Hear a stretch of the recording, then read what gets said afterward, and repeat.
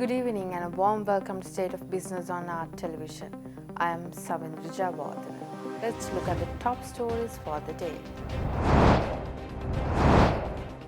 Policy think tank highlights the difficulty of registering a sole proprietorship. Subject Minister is hopeful for possible fuel reduction. News in detail. Policy think tank Advocata Institute's latest survey titled Barriers to Micro and Small Enterprises in Sri Lanka stresses that registration of a sole proprietorship is far more difficult than registering a private limited company. Speaking exclusively to Art Television, Chief Operations Officer at Advocata Institute, Dhananath Fernando stresses that the law pertaining to the registration of sole and partnership governed by the Business Name Ordinance No. 6 of 1918 is redundant and should be amended. As Advocata Institute, we conducted a survey among micro and small entrepreneurs, and one of the key findings that we found out was that registering a sole proprietorship in Sri Lanka is far way difficult than registering a private limited company, mainly because of the documentation process that any sole proprietor has to go through the divisional secretariat, because they ask for proofing document of your business address, and you have to provide a separate Grama Sevaka Niladari certification, and of course you have to get a no objection letter if you are on rent, and you have to provide NIC details and so many documentations if you are registering a sole proprietorship. But the process is pretty much online if you are registering a private limited company, and which is generally the best practice across the world. But sole proprietorship, which is like the main way of registering a business for micro and small entrepreneurs, it is very, very difficult. Delivering key recommendations from the survey of barriers to micro and small enterprises in Sri Lanka, Chief Operations Officer at Advocata Institute, Dhananath Fernando, also highlighted that the business registration process should be simplified, bringing it in line with the process for company registration. He further pointed out that the application forms and instructions should be provided in all three languages, both at the Divisional Secretariat and in online platform, and that an active registration process should be introduced. And one of the key recommendations from this report is to simplify this registration process, just bring it to an online process, which is just 2 steps, where you have an online application where you put your enter your national identity card number, and which connects to your tax number, and all the details will be there. So that's the main recommendation, and we believe it's extremely unfair to harass these small entrepreneurs at their registration process, because it's a tedious process. You have to provide so many documentation, and you have to go up and down pillar to post when you are going for a divisional secretariat to register a business. So the main recommendation is to have a simplified process, and also it's important to provide all these details in all 3 languages, because when we observed, we realized that when you are registering a sole proprietorship, there's a instruction sheet given, and this instruction sheet is mainly available in Sinhala except for 1 or 2 divisional secretariats which is in Colombo district. So that's important, that to provide information in all 3 languages and simplify the process and bring it to an online system. So that's one of the main findings, other than many other findings like the access for finance, like the access for technology, and like for lot of regulatory barriers that being hampered and hindered the growth of micro and small entrepreneurs. Passenger Transport, Power and Energy Ministry says that a possible fuel price revision is in the offing due to the decline in prices in the world market. Passenger Transport, Power and Energy Minister Mahinda Amaravira yesterday said that he will inform the Cabinet of Ministers about the huge decline in the prices of crude oil in the world market. Minister Amaravira also assured that he will speak for a revision of fuel prices to give the benefit to the general public. Meanwhile, a statement from the Power and Energy Ministry also said Due to the spread of the COVID-19 virus across many countries, the prices of fuel have been falling steadily in recent times. Meanwhile, former Finance Minister Mangala Samaraweera said that if the fuel price formula introduced by the Good Governance government had been implemented thus far, it would have been possible to reduce the prices of all types of fuel by at least 20 rupees per litre with effect from today. March 12 Movement, which is a collective of civil society organizations, urges the political parties to nominate appropriate candidates who have a proper and a long-term vision for the country. This was told during a media briefing held to announce the launch of its new criteria this Thursday, targeting the forthcoming presidential election due in April. Now we are preparing to come up with the new sort of criteria for coming parliamentary elections, because there were the huge demand from the public that we need to revisit the criteria and we need to include some positive criteria also on the March 12 declarations. So as a result, last 1 year's period, we went around the country again and we consulted the different people such as academia, business community, trade union, politicians, the civil society, and they brought up the new criteria into the March 12 declaration. Now we appeal all the political parties to engage with us on the March 12th, the next Thursday. We have invited all the political parties across the country, those who has some sort of representation at least in the local council level. So according to the Sri Lankan electoral system, voters doesn't have choice unless the political party bring the capable, qualified people. We are not talking about the educations only. We are talking about the quality of the candidate, capability of the candidate, and they should have a vision for Sri Lanka for next 50, 100 years in the future.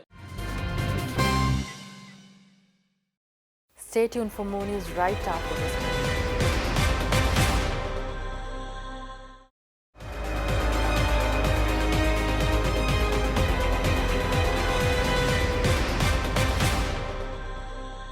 Welcome back after the break.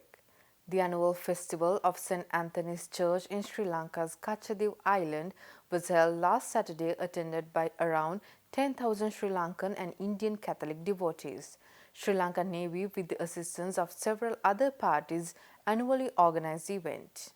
The St. Anthony's Sacred Church of Kachadiv Island, which is located in close proximity to Indo-Sri Lanka maritime boundary line and owned by Sri Lanka, has long been the pinnacle of reverence of both Indian and Sri Lankan Catholic devotees. The feast mass this year was conducted in Sinhala, Tamil and English languages. Sri Lanka Navy initiated the process of assistance into annual Kachadiv feast in coordination with the Bishop of Jaffna and the District Secretary Jaffna. Religious dignitaries, government officials, devotees, local and foreign media personnel, various utensils required for the mass were safely transferred to the Kachadiv Island from Kankasanture and Kurikadduvan jetty by naval vessels, on which naval medical teams stood ready to administer treatment if needed.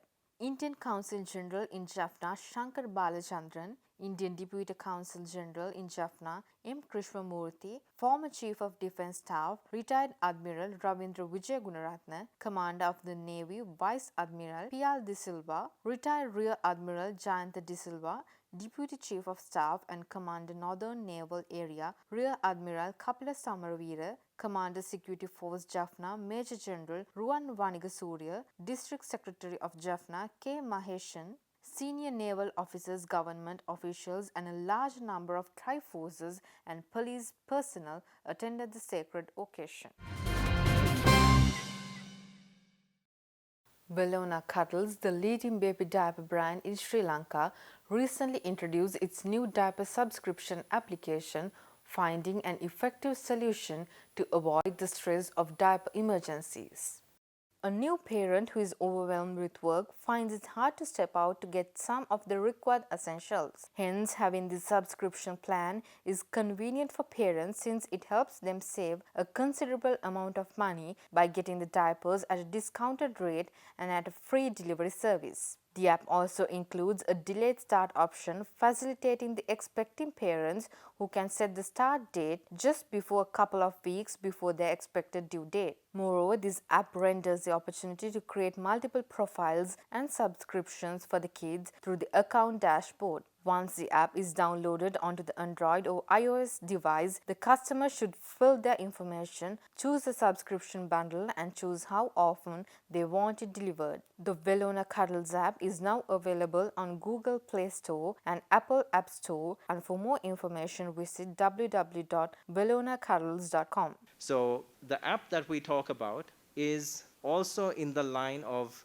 making the life of a parent a little bit easier, because you're overwhelmed with the arrival of a baby. You have so many chores to do during the day, and sometimes you do lose track on ordering diapers. So this app is designed to make the life a little bit easier. You can order your diapers online once and for all, and you could also have the option of going and pausing the app. Let's say someone decides to go abroad, you can pause it, you could change the size, and it gives you a lot of flexibility that way to actually order the diapers.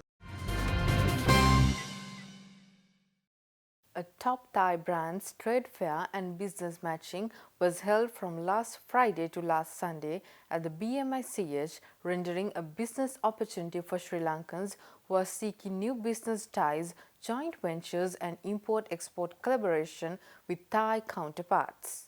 Thai Trade Centre Chennai and the Department of International Trade Promotion of Ministry of Commerce in Thailand, along with the Royal Thai Embassy Colombo, held this business event, Top Thai Brands Trade Fair and Business Matching, from 6 to 8 March at BMICH. On the success of Thailand Week in 2017 and 2018, Thai Trade Centre Chennai rebranded the Thailand Week Trade Fair to the next level by introducing the top Thai brands to Sri Lanka in 2020. Through this three-day event, interested Sri Lankans were able to meet and discuss with manufacturers of leading branded products from Thailand. Moreover, over 35 leading Thai companies showcased their products in this business event. Having the B2B session right at the trade fair gave trade visitors a great opportunity to meet with the Thai companies and see the samples of product right in one place. Top Thai Brands 2020 came with new variety of branded products directly from Thailand, including food and beverages, health and beauty, household and office supplies, etc.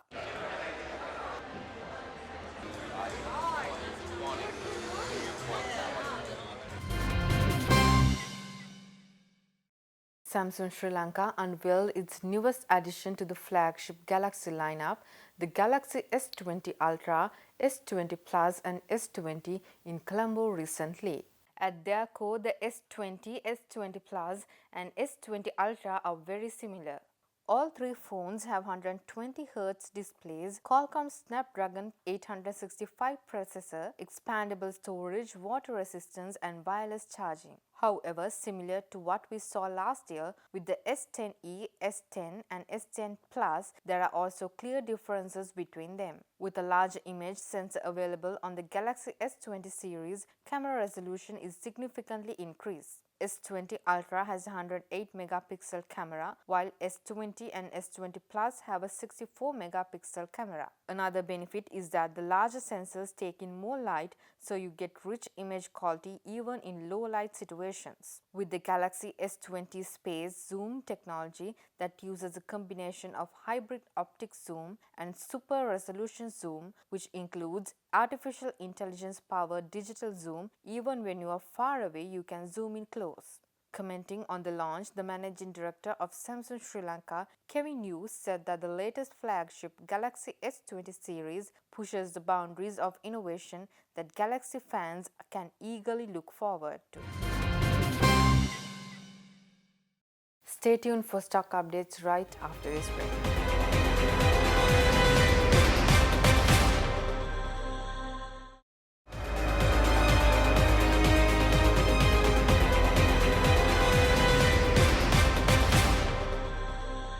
Welcome back after the break. Trading at Colombo Stock Exchange was temporarily halted in the morning as the market plunged 5% soon after opening following turmoil in global markets as well as the uncertainty in local politics. The S&P SL20 index fell over 5%, triggering a circuit breaker for 30 minutes amid thin volumes. The brokers also said that there was broad-based selling in index, heavy stocks and others. However, the market was reopened after 30 minutes at 10:12 a.m. Thus, trading at Colombo Stock Exchange ended on a negative note today. The all-share price index dropped 221.24 points to close at 5,121.91, and the S&P SL20 dropped 117.86 points to close at 2,361.75. The turnover was 1.3 billion rupees and over 41 million shares were traded. Up next are forex rates.